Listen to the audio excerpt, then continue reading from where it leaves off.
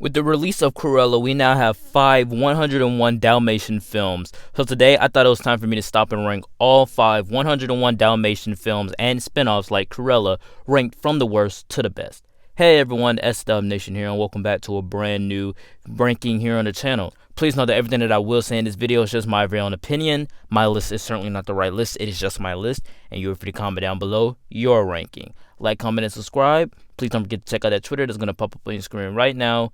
With that being said, let's move right into our ranking. Kicking off my list at number 5 for me has got to go to 101 Dalmatians 2 Patch's London Adventure. This direct-to-video sequel doesn't expand anything about the dogs. Cruella takes a step backwards along with Pongo and Purdy in exchange for Patch's adventure in London. There are some new annoying characters and predictable plot lines. The animation is alright to me. It feels like the early 2000s Disney Channel cartoons I grew up with, and so I really enjoyed that a lot. But even vibrant animation can't save this bland direct-to-DVD sequel. Coming in at number 4 for me has got to go to 102 Dalmatians.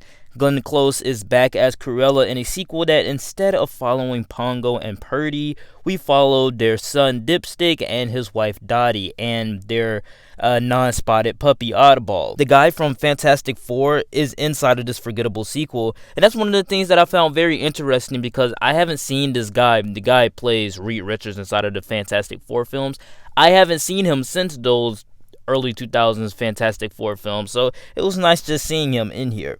Some of the stuff inside of here is enjoyable. We get to see the live action dogs again.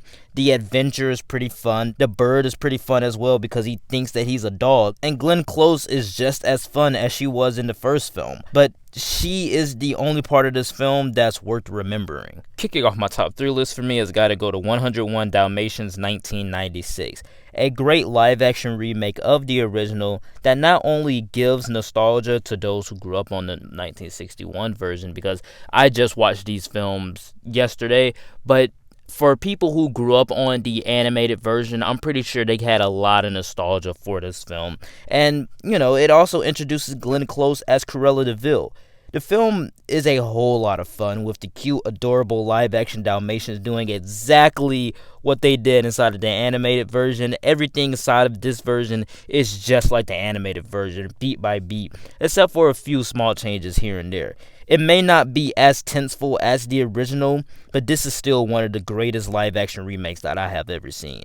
My runner-up at number 2 for me has got to go to Cruella, a film that ends up being forgettable, but thanks to an engaging story and a remarkable performance by Emma Stone, it's alright. I mean, it's okay.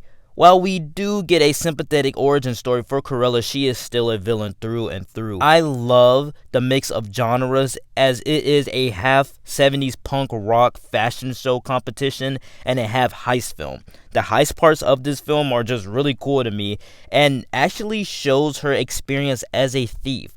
Though she doesn't skin them, the Dalmatians do get in on the action and are main players in the story and the great twist inside of the film. All of the fashion inside of the film works for me, and it's just so elegant and extravagant. It fits Cruella de Vil perfectly. The only downside to me is that the film doesn't really understand who it's for, because it's not a kid's movie, but you are featuring a character that is mostly notified by the 101 Dalmatians film. This film is not really a retelling of that. It's actually just a darker Disney film that feels like it's trying to go the route of Joker and Harley Quinn than actually being, a remake of 101 Dalmatians. I enjoyed it, but aside from everything like that, it is pretty dark. But coming in at my number 1 has got to go to 101 Dalmatians 1961, a very great, delightful film. This was my first time watching this film ever, and I thoroughly enjoyed it. There was actual urgency to everything. The tension of the 99 puppies all trying to crawl out of a small hole to escape keeps you on the edge of your seat. Cruella de Vil is a frightening villain, and while to me she isn't really that scary, when you're watching her crazy drive and try to push the guys off the road or get so determined to take these puppies and kill them for fur, is kinda nail-biting. This film may feel old because it is from 1961, but it's handled with such sophistication that it's kinda timeless to me. I'm glad that I checked this film out because it actually was one of the greatest and the most tenseful experiences that I've ever had watching an animated Disney film. This is why 101 Dalmatians 1961 has to come in at number 1. Alright guys, that is it for the ranking. Please know that everything that I did say in this video was just my very own opinion. My list was certainly not the right list, it was just my list. And you're free to comment down below your ranking of all 5 101 Dalmatian films and spinoffs like Cruella, ranked from the worst to the best, just like me, or you could just do your favorite. Please don't forget to check out that Twitter that's going to pop up on your screen right now. Like, comment, and subscribe. And with that being said, I will see you all next time. Peace.